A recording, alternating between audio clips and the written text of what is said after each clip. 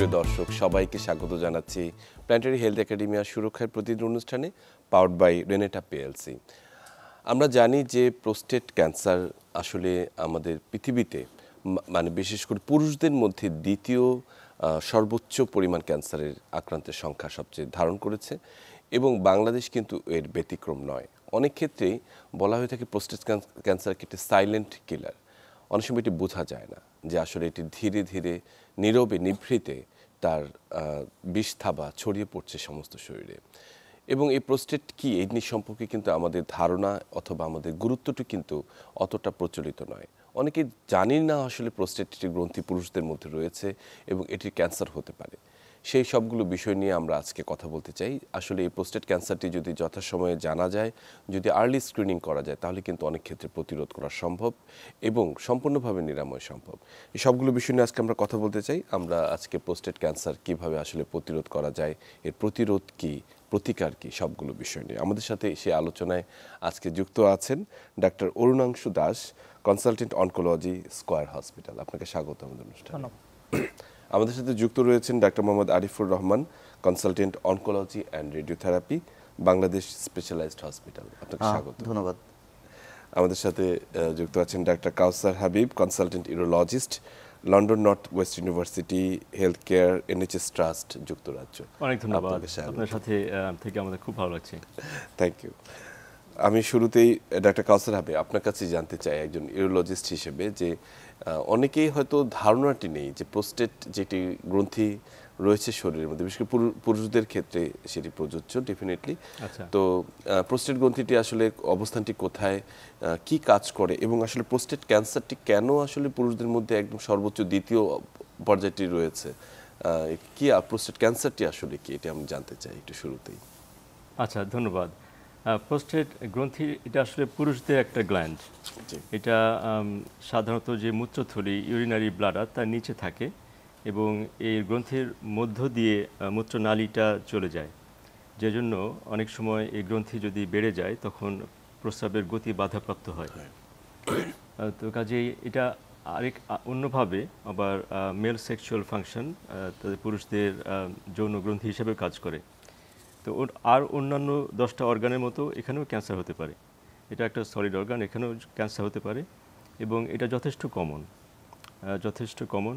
এখন আপনি যেটা বলেছেন একটু আগে যে সাইলেন্ট কিলার, যেহেতু গ্রন্থিটা শরীরে এত ভেতরে যে আমাদের অন্যান্য অর্গানের মতো এটা হাত দিয়ে ফিলও করা যায় না, আর এটা ওভাবে সিমটমও তৈরি করে না সহজেই। সেই জন্য আমরা বুঝতেও পারি না যে ভেতরে সেটা কতটুকু সমস্যা তৈরি করছে বা ক্যান্সার তৈরি করছে।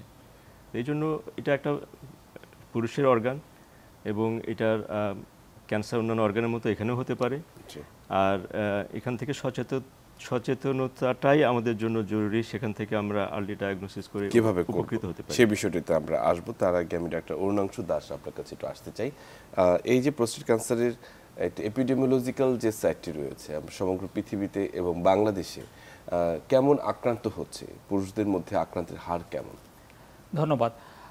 আমাদের দেশে আসলে ক্যান্সারের খুব সুনির্দিষ্ট স্ট্যাটিস্টিক্স বা ডেটা নেই, কারণ আমাদের পপুলেশন বেসড কোনো ক্যান্সার রেজিস্ট্রি নেই বাংলাদেশে। আমরা বিশ্ব স্বাস্থ্য সংস্থা বা WHOর ডেটা মোতাবেকই আর কি আমাদের পরিস্থিতিটা বোঝার চেষ্টা করি। তো বিশ্ব স্বাস্থ্য সংস্থার গ্লোবোক্যান 2020 ডেটা মোতাবেক আমাদের দেশে প্রতি বছর আসলে প্রায় 2500 মানুষ নতুন করে প্রস্টেট ক্যান্সারে আক্রান্ত হয় এবং এর মধ্যে প্রায় 1500-এর মতো মানুষ মৃত্যুবরণ করে।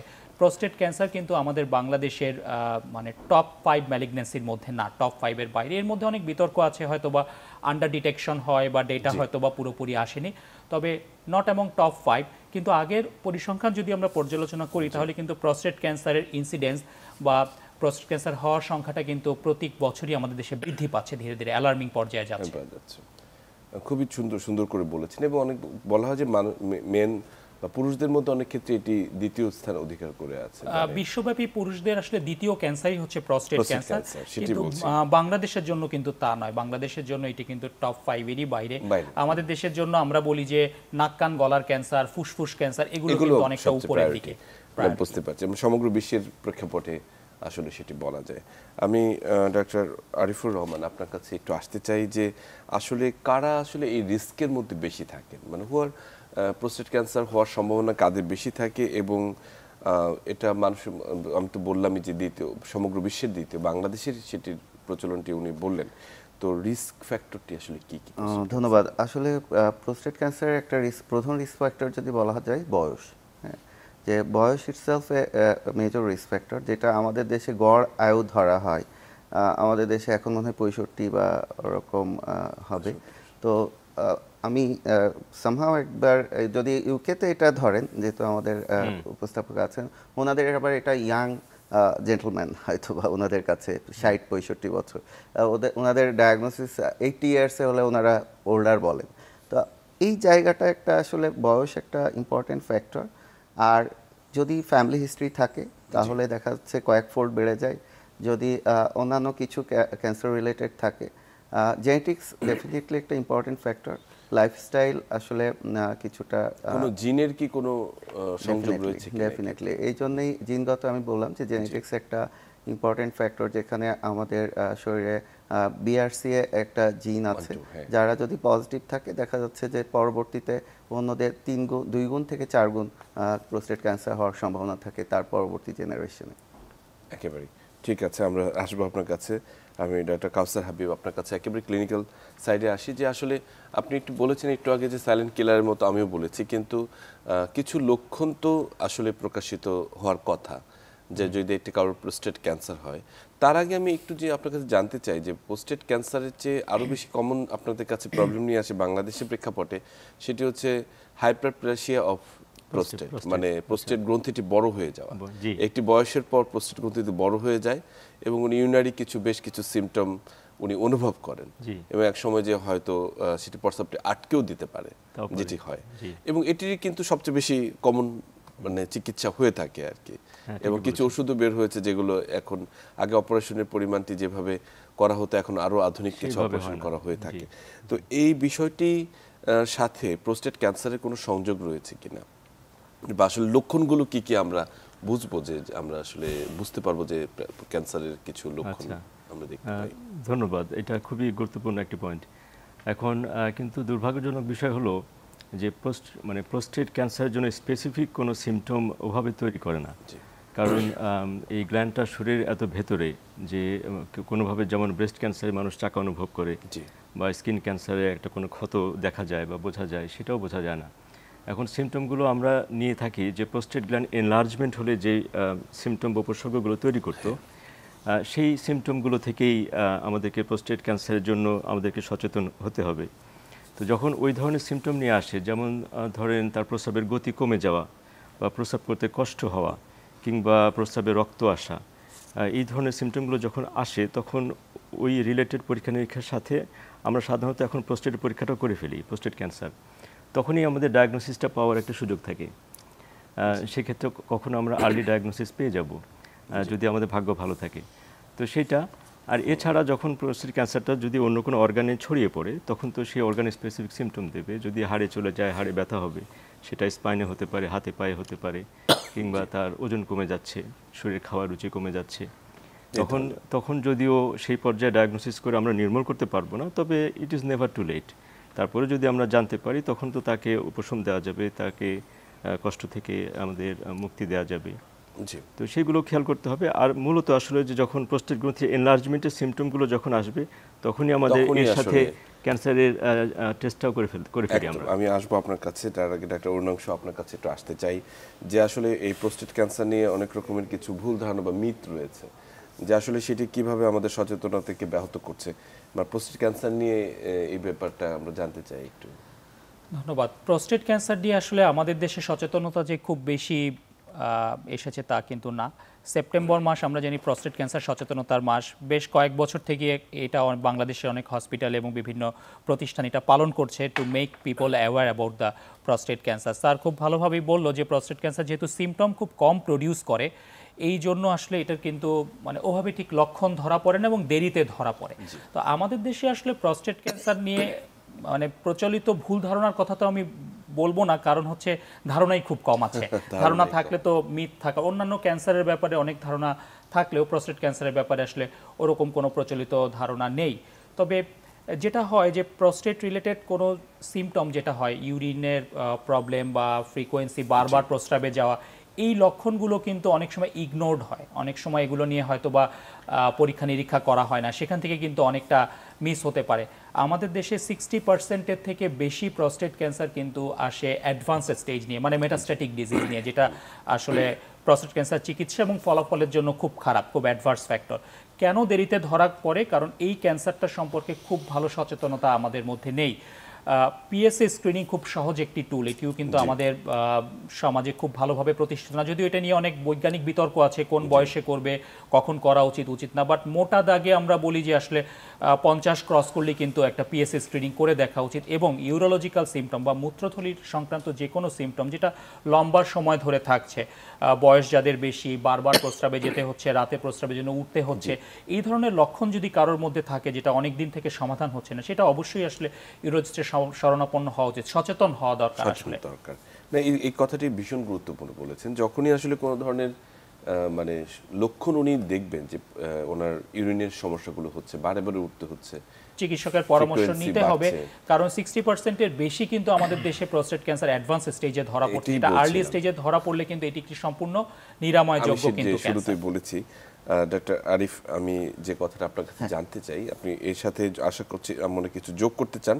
একই সঙ্গে আমি জানতে চাই যে আমরা বাইরের দেশে, আমি যাব ডক্টর কাউসার ওনার কাছে, তার আগে আপনাকে জানতে চাই যে বাইরের দেশে সাধারণত একটি বয়সের পরে সবাইকে ডাকা হয় যে তুমি আসো, তোমার পরীক্ষাটি করো, স্ক্রিনিংটি করো, বা পিএসএ করো, বা একটা আল্ট্রাসাউন্ড করো।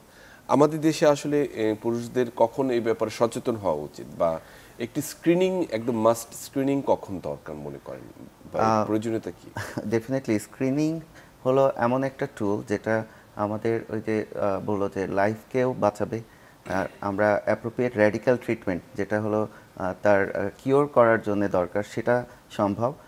স্ক্রিনিংয়ের উদ্দেশ্য কিন্তু এটাই যে আর্লি ডায়াগনোসিস এবং কিওর, যাতে তার ট্রিটমেন্ট বার্ডেনও কমে। এই জায়গাটা বাংলাদেশে খুবই সচেতনতার অভাব, কারণ আমরা আমাদের বাবা বা আমার চাচার উদাহরণ দিয়ে দেখেন যে তারা কিন্তু সিমটম হলেও আপনি চিকিৎসক আপনাকেও খুব জানাচ্ছে না, হ্যাঁ কখন জানাচ্ছে, একদম শেষ পর্যায়ে হয়তোবা ইউরিনারি অবস্ট্রাকশন নিয়ে চলে এসছে, আর্জেন্ট ক্যাথেটার, সুপ্রাপিউবিক ক্যাথেটার, মানে আমরা এরকম অবস্থায়ও কিন্তু আমার আত্মীয় স্বজনকে পাচ্ছি। তো স্ক্রিনিংয়ের জায়গাটা যদি আমার বাংলাদেশের গড় আয়ু নিয়ে আমি কথা বলেছি, অনেক একমত হবেন বা আপনিও একমত হবেন, বাইরে হয়তো এটা 50, আমরা কিছু কিছু প্রোস্টেট ক্যান্সার আর্লি এজেও পাই। আমাদের বেশ কিছু ক্যান্সার ডায়াগনোসিস হয়েছে 40-এর কোঠায়। তো এইটাও আমি মনে করি আমাদের যাদের 40 হয়ে যাচ্ছে তাদেরই আসলে, আর বাংলাদেশ এবং ইন্ডিয়া পার্শ্ববর্তীতে পিএসএ পেশেন্ট যখন আসলে ইউরোলজিস্টের কাছে যায় তখনই একটা পিএসএ করা হয়, দেখা যাচ্ছে সেটা ডিআরইর পরে।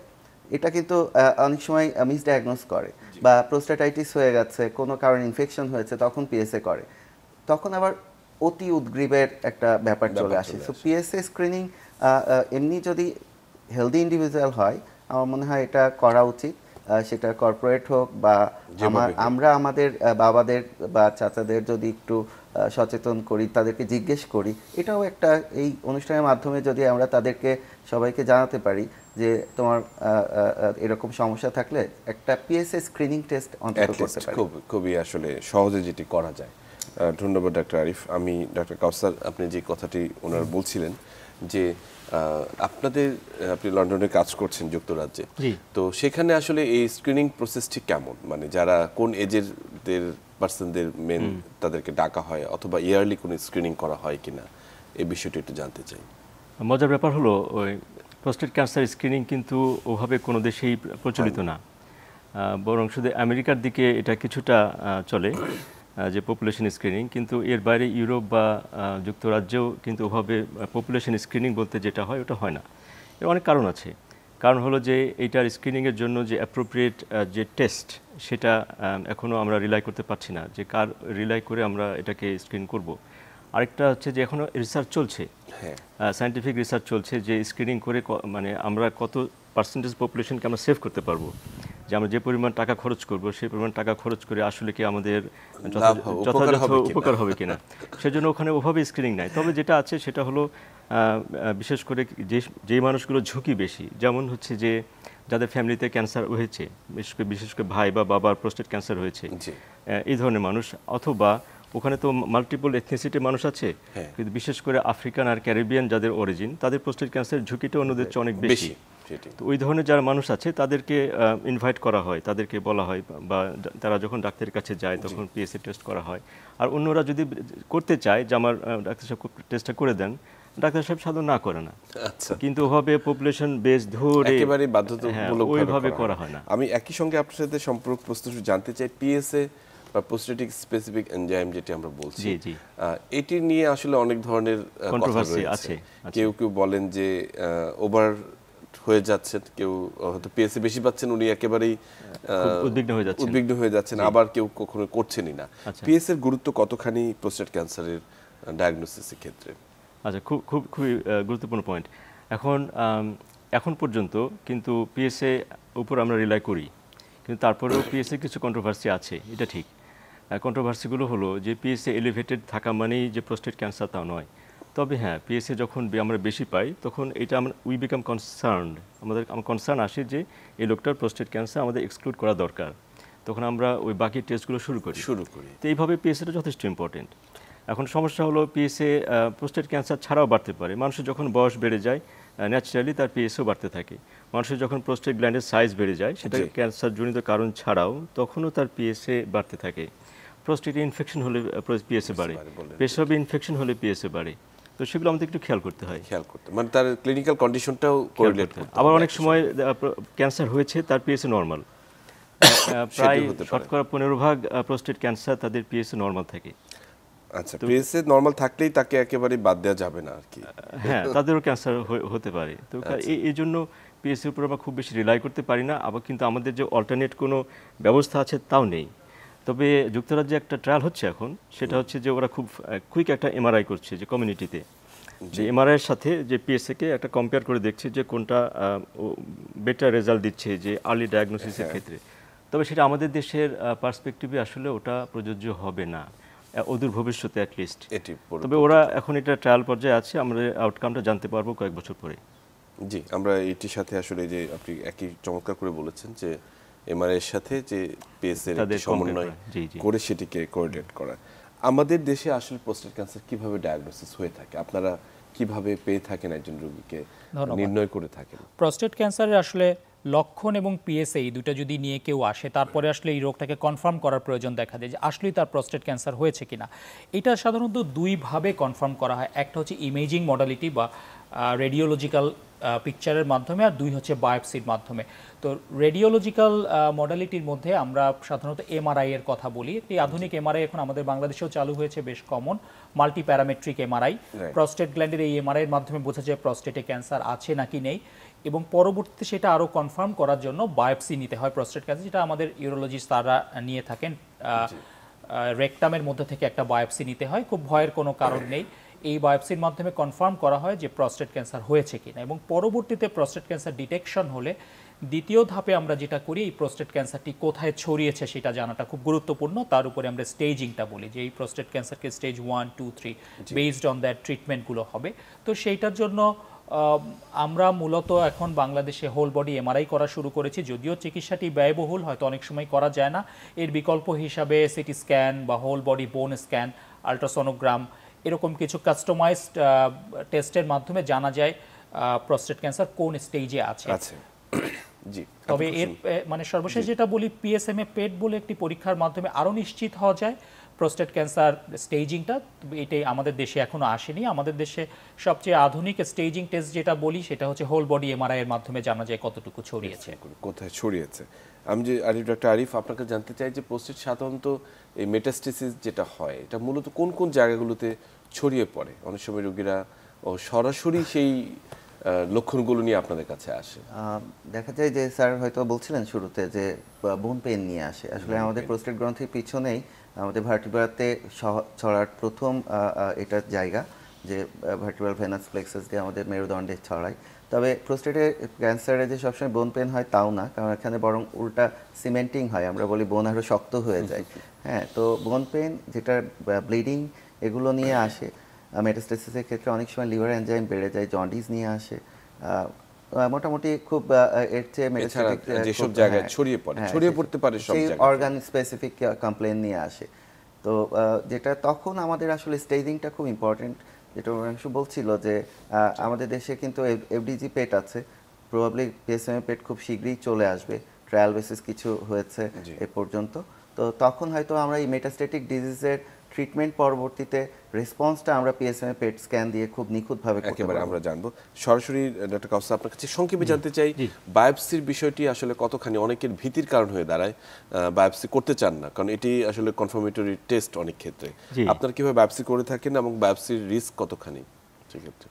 আচ্ছা, এখন অবশ্যই এমআরআই স্ক্যান করে বা পিএসএ ব্লাড টেস্ট করে এটা তো প্রোস্টেট ক্যান্সারের একটা মানে সন্দেহটা তৈরি হবে কেমন, কিন্তু ওটা চিকিৎসা শুরু করার আগে তো কনফার্ম করতে হবে, সেজন্য বায়োপসিটা আসলে জরুরি। বায়োপসি করার আগে আমরা যেমন অপারেশন করতে পারবো না, আমাদের ক্যান্সার স্পেশালিস্ট আমাদের কলিগরা ওনারা চিকিৎসা দিতে পারবেন না। তো এখন ওখান থেকে কিছু টিস্যু নেওয়া, এটা বড় কোনো অপারেশন না, একটা নিডল দিয়ে করা হয়। দুইভাবে করা যায়, একটা হচ্ছে যে মলদারে একটা আল্ট্রাসাউন্ড প্রোব দিয়ে সেটা প্রোস্টেটটাকে স্ক্যান করে দিয়ে আমাদেরকে গাইড করে কোথায় নিডল দিতে হবে, দিয়ে ওখান থেকে কয়েকটা স্যাম্পল নেওয়া। আচ্ছা, অথবা আরেকটু যেটা একটু মডার্ন ওয়েতে হয়েছে সেটা হচ্ছে নিডলটা মলদারের দিকে না দিয়ে ওই স্কিন, মলদারের সামনে যে স্কিন আছে সেখানে অ্যানেস্থেটিক দিয়ে ওটাকে সম্পূর্ণ অবশ করে দেওয়া হয়, তারপরে প্রস্তুত থেকে কয়েকটা নিডল দিয়ে কয়েকটা স্যাম্পল নেওয়া হয়। এটা যথেষ্ট নিরাপদ। সমস্যা হলো যদি এটা মলদার দিয়ে নিডলটা দেওয়া হয়, অ্যান্টিবায়োটিক দিই আমরা সাধারণত, যাতে ইনফেকশনের ঝুঁকি কমে যায়। তো তারপরেও ঝুঁকি থাকে, প্রায় ধরেন 2 থেকে 5% রোগীর একটু বেশ মারাত্মক ধরনের ইনফেকশন হতে পারে। তো সেক্ষেত্রে আমরা একটু খেয়াল রাখি। আচ্ছা, ওদেরকেও বলা হয় যাতে কিন্তু এটা আসলে করা উচিত, করতে হবে, করা তো দরকার চিকিৎসা শুরু করার আগে। আমি ডক্টর অরুণাংশ আপনার কাছে আসি যে অনেক ক্ষেত্রে দেখা যাচ্ছে যদি ডায়াগনোসিস হয়ে গেল যে বায়োপসির পরে, সেক্ষেত্রে রোগীরা কিন্তু এক ধরনের কনফিউশনে বা ডায়ালেমার মধ্যে ভোগেন যে এখন যে কোনো ক্যান্সার হলে সবার আগে বলে যে এটাকে আগে অপারেশন করে ফেলে দিতে হবে, এই যে এই ধারণাটি রয়েছে, এই ধারণাটি এবং অনেক ক্ষেত্রে যদি কিছু অংশ ছড়িয়ে যায় সেক্ষেত্রে এই মানে আমরা যেটা বলছি রেডিক্যাল ম্যাস্টেক্টমি অথবা আপনারা যদি রেডিয়েশন থেরাপি বলেন অথবা কেমোথেরাপি বলেন, কোন জায়গাগুলো আসলে সবচেয়ে বেশি প্রযোজ্য? দেখেন, প্রোস্টেট ক্যান্সার যখন ডায়াগনোসিস হয় আমরা মোটা দাগে 2 ভাগে ভাগ করি। এক হচ্ছে ছড়িয়ে যাওয়া প্রোস্টেট ক্যান্সার, নাকি ছড়িয়ে যায়নি, প্রোস্টেট গ্ল্যান্ডের মধ্যে সীমাবদ্ধ আছে। যে প্রোস্টেট ক্যান্সার প্রোস্টেট গ্ল্যান্ডেই সীমাবদ্ধ, আমরা লোকালাইজ প্রোস্টেট ক্যান্সার বলি, তার ক্ষেত্রে 2 ধরনের চিকিৎসার মডালিটি আমাদের কাছে থাকবে। এক হচ্ছে অপারেশন, 2 হচ্ছে রেডিয়েশন। দেখেন, এই 2টার মডালিটি মানে পুরো প্রোস্টেট গ্রন্থি অপারেশন করে ফেলে দেয়া অথবা রেডিওথেরাপি দিয়ে চিকিৎসা করা, এটা প্রস কোন সব কিছুই আছে, কোনোটা ভালো কোনোটা খারাপ। তবে দুটোর ফলাফল যদি আমরা বলি আউটকাম কিন্তু খুব কাছাকাছি। আমি রেডিয়েশন অনকোলজিস্ট, সুতরাং আমি তো আমারটার পক্ষেই কথা বলবো, আমি সার্জারির পক্ষে কথা বলবো না। স্যার হয়তো সার্জারির ব্যাপারে একটু বলতে পারবেন। তবে যেসব পেশেন্টের লোকালাইজ ডিজিজ থাকে তাদের কিন্তু এখন মডার্ন রেডিয়েশন দিয়ে কিন্তু সার্জারির সমান প্রায় ইকুয়াল রেজাল্ট পাওয়া সম্ভব। এর পাশাপাশি আমরা রেডিয়েশন দিলে 2টা জিনিসকে এনশিওর করতে পারি। এক, অনেক পেশেন্টের হয়তো বয়স অনেক বেশি, তাদের বয়স হয়তো বা 70-75, কার্ডিয়াক ফিটনেস নেই, অ্যানেস্থেশিয়া দেওয়ার মতো ফিটনেস নেই, তারা কিন্তু চাইলেই অপারেশনে যেতে পারছে না। সেই ক্ষেত্রে কিন্তু খুব নিরাপদে আমরা রেডিয়েশন দিয়ে প্রোস্টেট ক্যান্সারের পুরোপুরি চিকিৎসা করতে পারছি।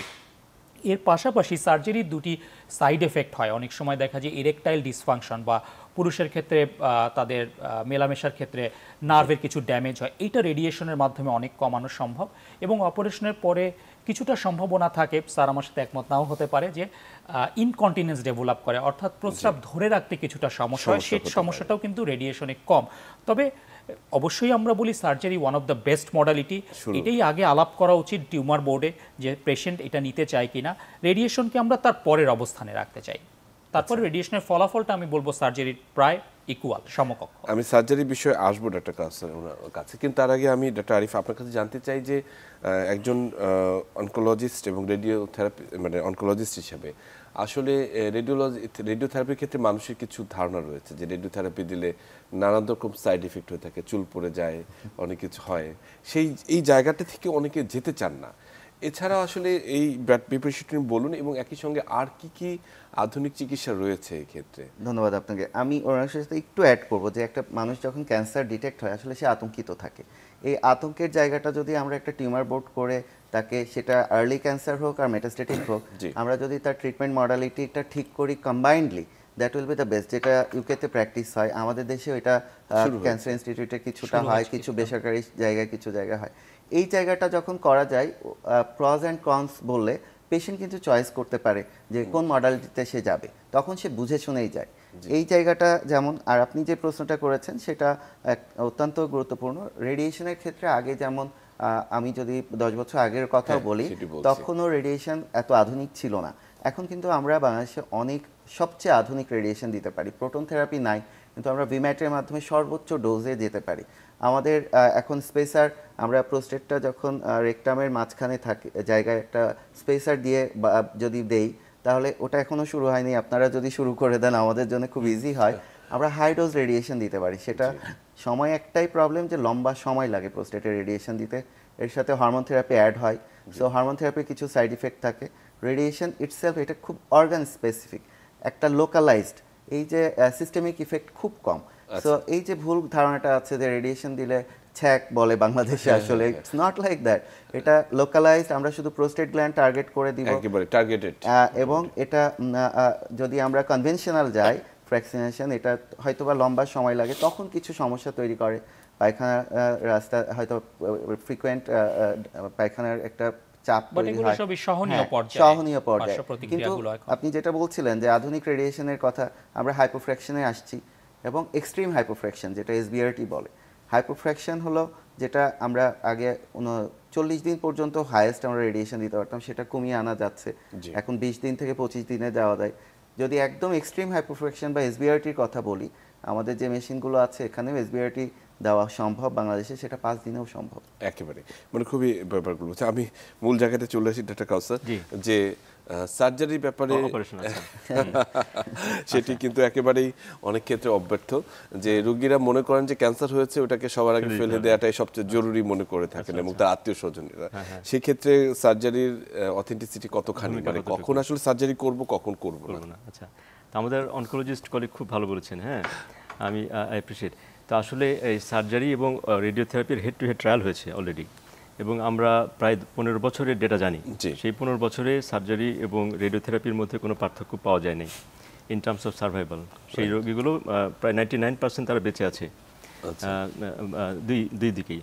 আচ্ছা, তো আরেকটা জিনিস আমি জাস্ট অ্যাড করতে চাই, যে চিকিৎসার ক্ষেত্রে সার্জারি রেডিওথেরাপি দুটো ইকুয়ালি ইফেক্টিভ, এবং আমরা কখনো রোগীকে বলি না আপনি এটা করেন বা ওটা করেন, আমরা দুটোই আলোচনা করি, প্রজ এন্ড কনস আলোচনা করি, এবং ওনাদেরকে চয়েস করতে আমরা সাহায্য করি, যে উনি চয়েসটা করেন। আরেকটা অপশন আছে, সেটাও হেড টু হেড ট্রায়াল হয়েছে সার্জারি রেডিওথেরাপির সাথে, সেটা হলো কিছু না করা। কিছু certain group of prostate cancer আছে স্লো গ্রোয়িং, যেগুলো একটা স্পেকট্রামে তারা বেশ অ্যাগ্রেসিভ, আরেকটা স্পেকট্রামে তারা খুব লেস অ্যাগ্রেসিভ, এবং ক্যান্সার ভলিউম খুব ছোট। ওদেরকে কিছু না করলেও করে শুধু আমরা মনিটর করতে পারি। হ্যাঁ, আমি দেখেছি। হ্যাঁ, তো সেটাও একটা খুব ভালো অপশন, পার্টিকুলারলি যারা একটু ইয়াং, যারা প্রোস্টেট ক্যান্সার চিকিৎসার সাইড ইফেক্টগুলো নিতে চায় না, পার্টিকুলারলি তাদের সেক্সুয়াল ডিসফাংশন, তাদের যে সেক্সুয়াল যে ইনঅ্যাবিলিটিগুলো তারা নিতে চায় না, তাদের জন্য এটা খুবই ভালো। এখন মনিটরিং করতে করতে যখন বোঝা যায় যে না ক্যান্সারটা কনসার্নিং হচ্ছে, তখন আমরা যে কোনো সময় চিকিৎসা অফার করতে পারি। মানে মূলত আসলে এটি দুটোরই অ্যাকচুয়ালি ভালো দিক কিছু। আমার তিনটাই, মানে কেউ মনিটরিং এ থাকে, কেউ রেডিওথেরাপি পায়, কেউ অপারেশন পায়। স্যার, আপনি কি একটু অ্যাড করবেন যে আমরা মেটাস্টেটিক প্রোস্টেট ক্যান্সারে আমাদের যে হরমোন থেরাপির একটা চাপ আছে বাংলাদেশে, অর্থনৈতিক চাপ, সেই ক্ষেত্রে আসলে সহজ সমাধান কি? আমি প্রশ্নটা করলাম আপনার খুবই ভালো পয়েন্ট। অবশ্য এই হরমোন থেরাপির একটা ফাইন্যান্সিয়াল চাপ আছে। আচ্ছা, হ্যাঁ, আরেক ব্যয়বহুল। তারপরে হচ্ছে যে মানুষকে একটা ইনকনভিনিয়েন্স, কারণ ডাক্তারের কাছে আসতে হচ্ছে, অনেকে তো ঢাকার বাইরে থাকেন। যেহেতু হরমোন থেরাপির মূল উদ্দেশ্যটা হলো তার যে পুরুষের যৌন হরমোন প্রোডাকশন বন্ধ করে দেওয়া, কারণ প্রোস্টেট ক্যান্সারের গ্রোথটা নির্ভর করে টেস্টোস্টেরনের উপর। ওই টেস্টোস্টেরনটা আসে হচ্ছে যে টেস্টিকল থেকে, অন্ডকোষ থেকে। তো কাজেই মানুষ যদি কনভিন্সড হয়, কেউ যদি রাজি হয়, যাদের লাইফ লং এই চিকিৎসা লাগবে, প্রোস্টেট ক্যান্সারটা ছড়িয়ে গেছে, তার তো লাইফ লং লাগবে, কেউ যদি কনভিন্সড হয়, যে রাজি হয়, তাহলে অন্ডকোষ ফেলে দিলে তার ওই রেগুলার ইনজেকশনটা লাগছে না। তো এটা রোগী রাজি হতে হবে। হ্যাঁ, তাহলে এটা একটা ভালো চিকিৎসা অবশ্যই। না, এটি আমি আসলে আলোচনায় আনতাম, যেটি ছিল হরমোন থেরাপি যেটি রয়েছে সেটি রয়েছে। এছাড়াও আসলে আরও কিছু ইমিউনোথেরাপি রয়েছে, কিছু টার্গেটেড থেরাপি রয়েছে, এবং বেশ কিছু ট্রায়াল চলছে, যেটা এক্সাইটিং কিছু ট্রায়াল চলছে। এই বিষয়ে যদি আমরা শুরুতেই রিস্ক ফ্যাক্টর নিয়ে কথা বলছিলাম, যে আমাদের রিস্ক ফ্যাক্টরের ভিতরে একটা হলো এখন জিনেটিক ফ্যাক্টরস, যেগুলো আসলে টেস্টের মাধ্যমে টেস্ট করে জানা যায়। এইচআরআর একটা টেস্ট আছে যেটা এখন বাংলাদেশেও কিছু কিছু ল্যাব হয়তোবা তারা আইএসও সার্টিফিকেশনও পেয়ে যাবে, আমরা সহজেই করতে পারবো। তো এইচআরআর more convenient to diagnosis the prostatic cancer, তখন আমরা কিছু পার্প ইনহিবিটর দেই। আরও কিছু মলিকুল আসছে এইচআরআরে, ব্রাকা ছাড়া এইচআরআর অনেকগুলো জিন ডিটেক্ট করা যায়, যার ফলে আমরা একটা লম্বা ভালো লাইফ দিতে পারি পার্প ইনহিবিটর অ্যাড করতে পারলে। আর একটা বিষয় যেটা যে প্রোস্টেট ক্যান্সার, সরি আমি পরের প্রশ্নটা খেয়াল করিনি। না, আমরা বলেছি যে আসলে আধুনিক আর কি কি ইমিউনোথেরাপি, হ্যাঁ, যেটা আমরা যদি এনজিএস করি তখন বা তার আরও টেস্ট করে জানতে পারি এখানে ইমিউনোথেরাপি মানে অংশ অ্যাড করতে পারবে এক্ষেত্রে আরও বেশি। না, ইমিউনোথেরাপি তো আসলে এখন একটা বাজারে হট কেকের মতো। তো দেখা যায় আমরা রুগী যখন দেখি চেম্বারে, তো রুগীরাই আমাদেরকে লিড করে যে স্যার এই রোগে কি ইমিউনোথেরাপি দেওয়া যাবে কিনা, এটা ওরকম একটা হাইপ তৈরি করেছে। বাট প্রস্টেট ক্যান্সারে এখনো ইমিউনোথেরাপির রোল অত বেশি না, খুব লিমিটেড।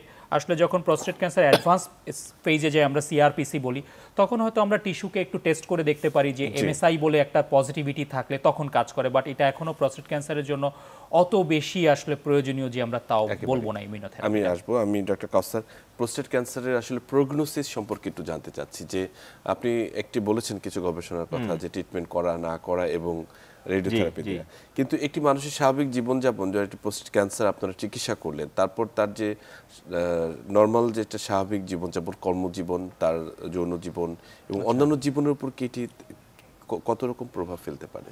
আচ্ছা, তার মানে আপনি জানতে চাচ্ছেন যে তার কোয়ালিটি অফ লাইফ কেমন হবে এটা চিকিৎসা করার পরে। এটা অত্যন্ত গুরুত্বপূর্ণ একটা বিষয়। কারণ হলো যে আমরা জানি যে প্রোস্টেট ক্যান্সারের চিকিৎসার সফলতা অনেক ভালো।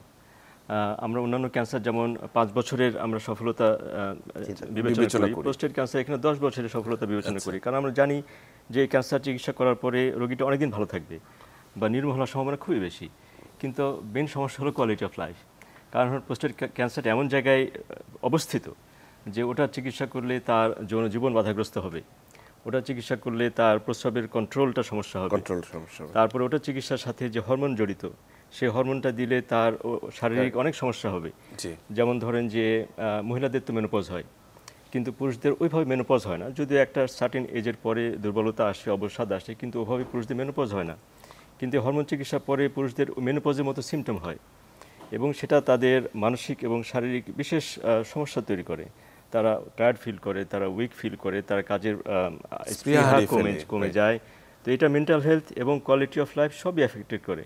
আর বিশেষ করে যারা একটু ইয়াঙ্গার কাপল, তাদের জন্য তো যৌন জীবনের অসুবিধা এটা একটা বড় বিষয়। তখন ওইটাকে আমার ওই দিকে ফোকাস করে আমাকে যথাযথ চিকিৎসা দিতে হয় তাদেরকে হেল্প করার জন্য, তাদের মানসিক স্বাস্থ্য বুস্ট আপ করার জন্য। জি, মানে এটি কিন্তু আসলে একটি পরবর্তী চ্যালেঞ্জ, যে চিকিৎসাই নয়, কিন্তু পরবর্তী তার জীবন ধারাটাকে স্বাভাবিক রাখাটাও কিন্তু একটা চ্যালেঞ্জ। একটা অন্যাংশ আমরা যদি একটু লাইফস্টাইল এবং মডিফিকেশনের কথা চিন্তা করি, তাহলে আসলে কি একটা মানে কি ধরনের হেলদি লাইফ একটা মানুষকে প্রোস্টেট ক্যান্সার থেকে প্রিভেনশন করতে পারে? সব ক্যান্সারই আসলে লাইফস্টাইল মডিফিকেশনের খুব গুরুত্ব আছে, প্রোস্টেট ক্যান্সারের ক্ষেত্রেও সেটা প্রযোজ্য। আমরা যদি গ্লোবাল স্ট্যাটিস্টিক্সগুলো অ্যানালাইসিস করি, তাহলে আমরা দেখতে পাবো ইউরোপ আমেরিকায় কিন্তু প্রোস্টেট ক্যান্সারের পরিমাণ বেশি, এশিয়াতে কিন্তু কম। এর অন্যতম একটি প্রধান কারণ কিন্তু লাইফস্টাইল। কারণ বাইরের দিকে পাশ্চাত্যে দেখা যায় সিডেন্টারি লাইফস্টাইল বেশি এবং ফুডের মধ্যে ফ্যাট প্লাস হচ্ছে প্রোটিন ইনটেকের পরিমাণ বেশি, যেটা আমরা এশিয়াতে দেখি ফুড হ্যাবিটের মধ্যে সিডেন্টারি লাইফস্টাইল কম, মানুষ হাঁটাচলা মুভমেন্ট বেশি করছে। এর পাশাপাশি খাদ্যাভ্যাসের মধ্যেও যথেষ্ট ফাইবার এবং লেস পরিমাণ প্রসেসড মিট দেখতে পাই।